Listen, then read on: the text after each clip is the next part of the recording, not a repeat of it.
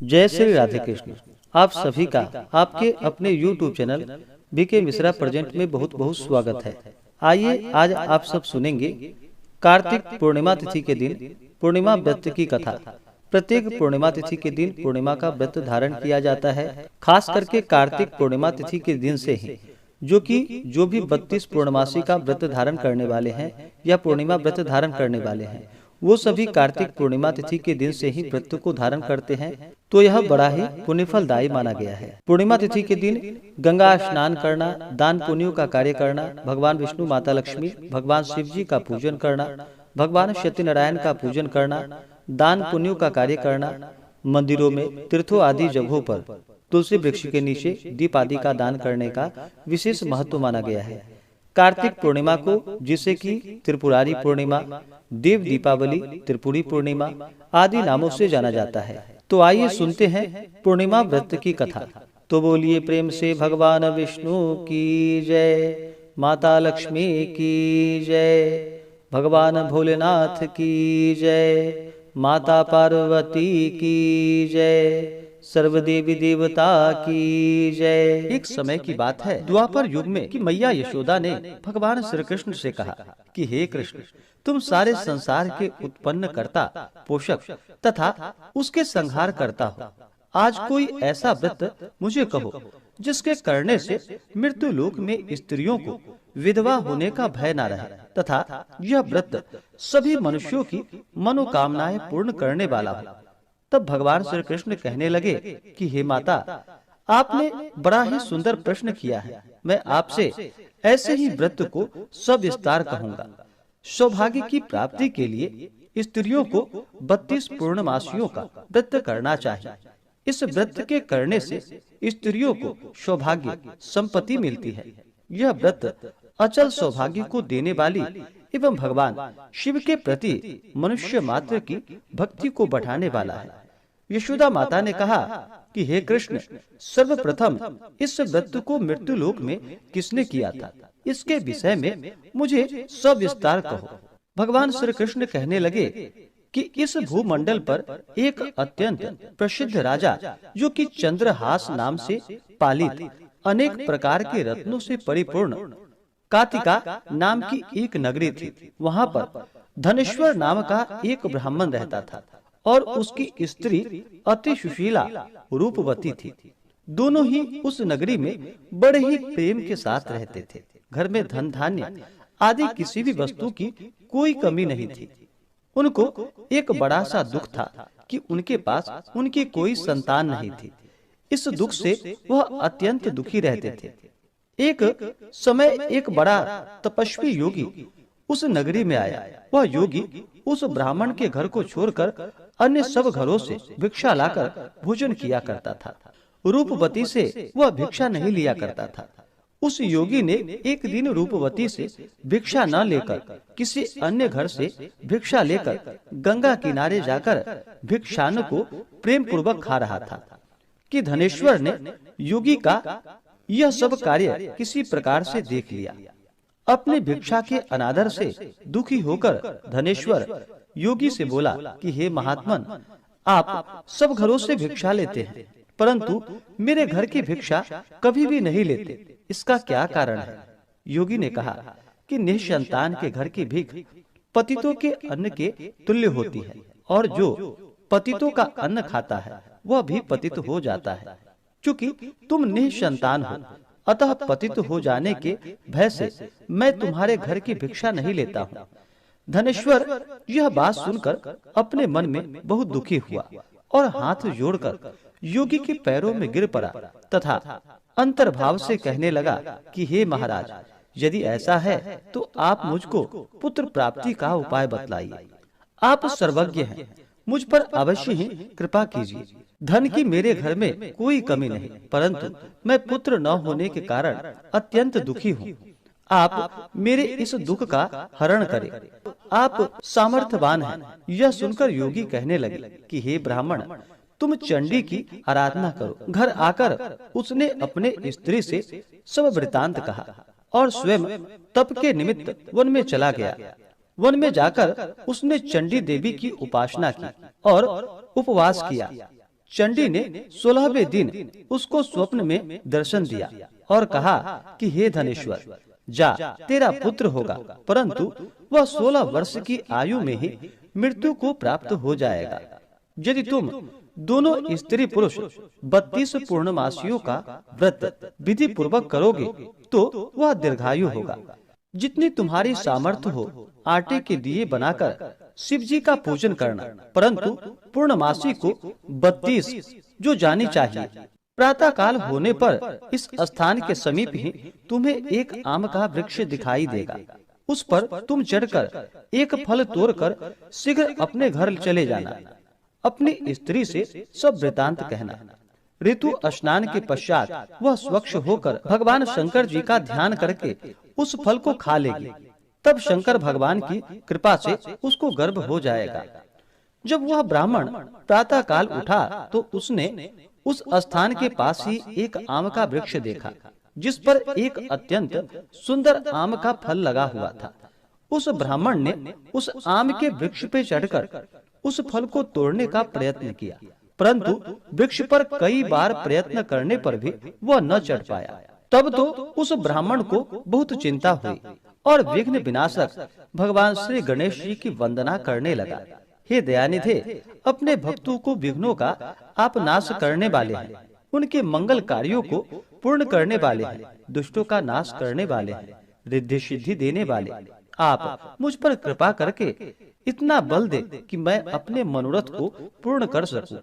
इस प्रकार गणेश जी की प्रार्थना करने पर उनकी कृपा से धनेश्वर वृक्ष पर चढ़ गया और उसने एक अति सुंदर आम का फल देखा। उसने विचार किया कि जो वरदान से फल मिला है वह यह है और कोई फल दिखाई नहीं देता। उस धनेश्वर ब्राह्मण ने जल्दी से उस फल को तोड़कर अपनी स्त्री को लाकर दे दिया और उसकी स्त्री ने अपनी पति के कथा के अनुसार उस फल को खा लिया और वह गर्भवती हो गई। देवी जी की असीम कृपा से उसे एक अत्यंत सुंदर पुत्र उत्पन्न हुआ, जिसका नाम उन्होंने देवी दास रखा। माता पिता के हर्ष और शोक के साथ साथ वह बालक शुक्ल पक्ष के चंद्रमा की भांति अपने पिता के घर में बढ़ने लगा। भवानी की कृपा से वह बालक बहुत ही सुंदर, सुशील और विद्या पढ़ने में बहुत ही निपुण हो गया। दुर्गा जी की आज्ञा अनुसार उसकी माता ने 32 पूर्णमासी का व्रत रखना प्रारंभ कर दिया, जिससे उसका पुत्र बड़ी आयु वाला हो जाए। 16वां वर्ष लगते ही देवीदास के माता पिता को बड़ी चिंता हो गई कि कहीं उसके पुत्र की इस वर्ष मृत्यु ना हो जाए। इसलिए उन्होंने अपने मन में विचार किया कि यदि यह दुर्घटना उसके सामने हो गई तो वह कैसे सहन करेगा। अस्तु उन्होंने देवीदास के मामा को बुलवाया और कहा कि हमारी इच्छा है कि देवीदास 1 वर्ष तक काशी में जाकर विद्या अध्ययन करे और उसको अकेला भी नहीं छोड़ना चाहिए।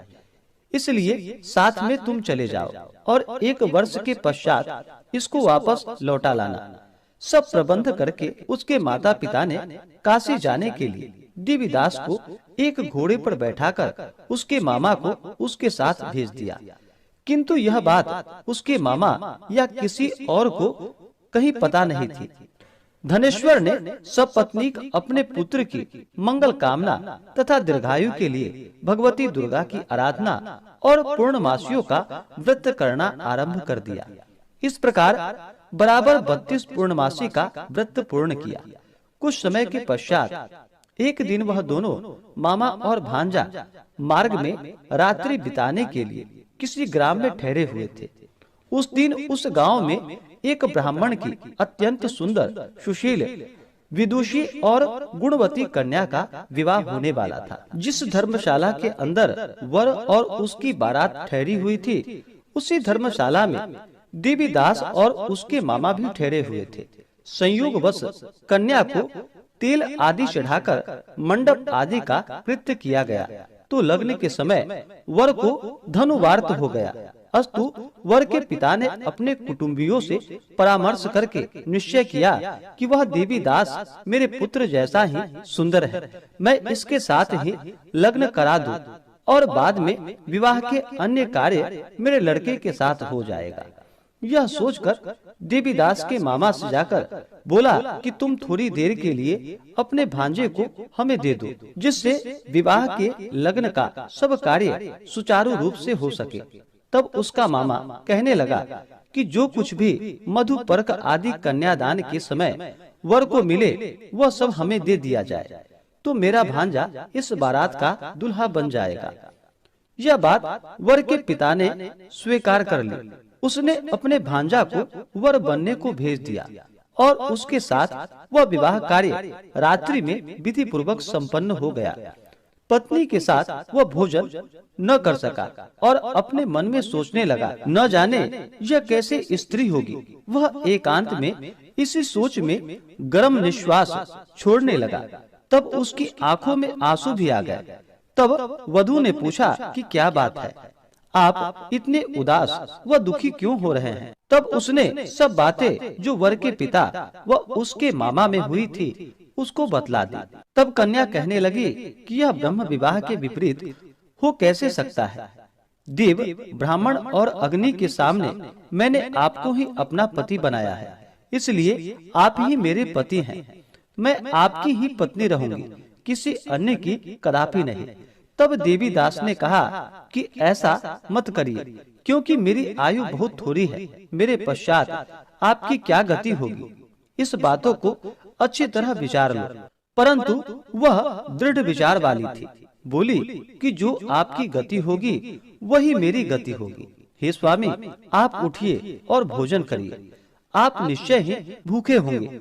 इसके बाद देवीदास और उसकी पत्नी दोनों ने भोजन किया तथा शेष रात्रि वे सोते रहे।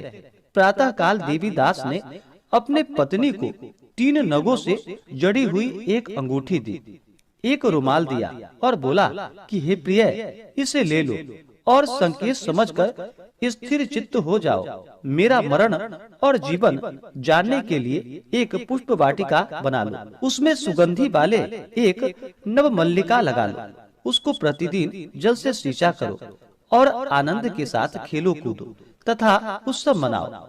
जिस समय और जिस दिन मेरा प्राणांत होगा ये फूल सूख जाएंगे और जब ये फिर हरे हो जाएं, तो जान लेना कि मैं जीवित हूँ। यह बात निश्चय करके समझ लेना, इसमें कोई संशय नहीं। यह समझाकर वह चला गया। प्रातः काल होते ही वहाँ पर गाजे बाजे बजने लगे और जिस समय विवाह के कार्य समाप्त करने के लिए वर तथा सब बाराती मंडप में आए, तो कन्या ने वर को भली प्रकार से देखकर अपने पिता से कहा कि यह मेरा पति नहीं है, मेरा पति वही है जिसके साथ रात्रि में मेरा पानी ग्रहण हुआ था। इसके साथ मेरा विवाह नहीं हुआ। यदि यह वही है तो बताए कि मैंने इसको क्या दिया। मधुपर्क और कन्यादान के समय जो मैंने भूषण आदि दिए थे उन्हें दिखाए तथा रात में मैंने क्या गुप्त बातें कही थी वह सुनाए। पिता ने उसके कथानुसार वर को बुलवाया। कन्या की यह बातें सुनकर वह कहने लगा कि मैं कुछ नहीं जानता। इसके पश्चात लज्जित होकर वह अपना सा मुंह लेकर वहाँ से चला गया और सारी बारात भी अपमानित होकर वहाँ से लौट गई। भगवान श्री कृष्ण बोले कि हे माता, इस प्रकार देवीदास काशी विद्या अध्ययन के लिए चला गया। जब कुछ समय बीत गया तो काल से प्रेरित होकर एक सर्प रात्रि के समय उसको डसने के लिए वहाँ पर आया। उस विषधर के प्रभाव से उसके शयन का स्थान चारों ओर से विष की ज्वाला से विषैली हो गई, परंतु वृत्रराज के प्रभाव से उसको काट नहीं पाया, क्योंकि पहले ही उसकी माता ने 32 पूर्णमासी का व्रत कर रखा था। इसके बाद मध्याह्न के समय स्वयं काल वहाँ पर आया और उसके शरीर से उसके प्राणों को निकालने का प्रयत्न करने लगा, जिससे वह मूर्छित होकर पृथ्वी पर गिर पड़ा। भगवान की कृपा से उसी समय पार्वती जी के साथ भगवान शंकर जी वहाँ से आ गए। उसको मूर्छित दशा में देखकर माता पार्वती जी ने भगवान शंकर से प्रार्थना की कि हे प्रभु, इस बालक की माता ने पहले 32 पूर्णमासी का व्रत किया था, जिसके प्रभाव से हे भगवान आप इसको प्राण दान दे। भवानी के कहने पर भक्त वत्सल भगवान श्री शिव जी ने उसको प्राण दान दे दिया। इस व्रत के प्रभाव से काल को पीछे हटना पड़ा और देवीदास स्वस्थ होकर बैठ गया।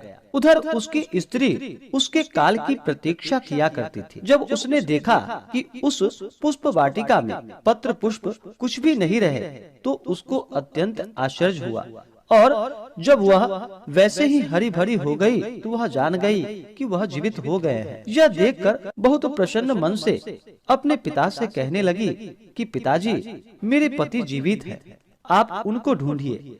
जब 16वां वर्ष व्यतीत हो गया तो देवीदास भी अपने मामा के साथ काशी से चल दिया। इधर उसे उसके ससुर उसको ढूंढने के लिए अपने घर से जाने वाले थे। वह दोनों मामा भांजा वहाँ पर उसी समय आ गए। उनको आया देखकर उसका ससुर बड़ा ही प्रसन्नता के साथ अपने घर में उसे ले गया। उस समय नगर के निवासी भी वहाँ पर इकट्ठे हो गए और सबने निश्चय किया कि अवश्य ही इस बालक के साथ इस कन्या का विवाह हुआ था। उस बालक को जब कन्या ने देखा तो वह पहचान ली और कहा कि यह तो वही है जो संकेत करके गए थे।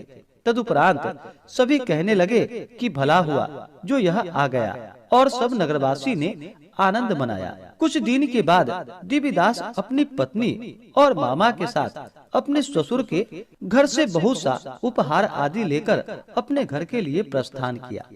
जब वह अपने गांव के निकट आ गया तो कई लोगों ने उसको देखकर उसके माता पिता को पहले ही जाकर सारी खबर बता दी। तुम्हारा पुत्र देवीदास अपनी पत्नी और मामा के सहित आ रहा है। ऐसा समाचार सुनकर पहले तो उन्हें विश्वास ही नहीं हुआ, किंतु जब और लोगों ने भी आकर उनकी बात का समर्थन किया तो उनको बड़ा आश्चर्य हुआ। लेकिन थोड़ी देर में ही देवीदास ने आकर अपने माता पिता के चरणों में अपना सिर रखकर उन्हें प्रणाम किया, और उसकी पत्नी ने अपने सास व ससुर के चरणों को स्पर्श किए तो माता पिता ने अपने पुत्र और पुत्र वधू को अपने हृदय से लगा लिया और दोनों की आंखों में प्रेमाश्रु बहने लगे।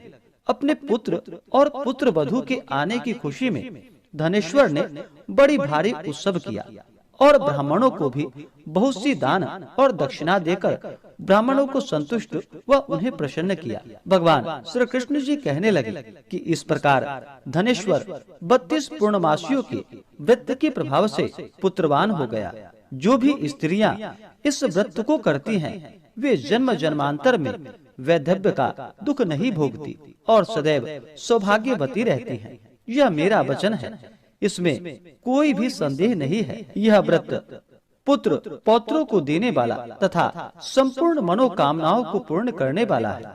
32 पूर्णमासियों के व्रत करने से व्रती की सभी इच्छाएं भगवान शिव जी की कृपा से पूर्ण हो जाती। तो बोलिए प्रेम से भगवान विष्णु की जय, माता लक्ष्मी की जय, भगवान श्री कृष्ण की जय, भगवान भोलेनाथ की जय, माता पार्वती की जय, सर्वदेवी देवता की जय। तो आशा करता हूँ कि यह जानकारी आपको अच्छा लगा हो। ऐसे ही ज्ञानवर्धक जानकारियाँ प्राप्त करने के लिए चैनल पे अगर आप नए हैं तो चैनल को लाल बटन दबा करके सब्सक्राइब करें, साथ में बेल आइकन घंटी को दबाएं ताकि वीडियो का नोटिफिकेशन आपको समय से मिलता रहे। वीडियो को लाइक करें, शेयर करें, सुखी रहें और स्वस्थ रहें। जय श्री राधे कृष्ण। धन्यवाद।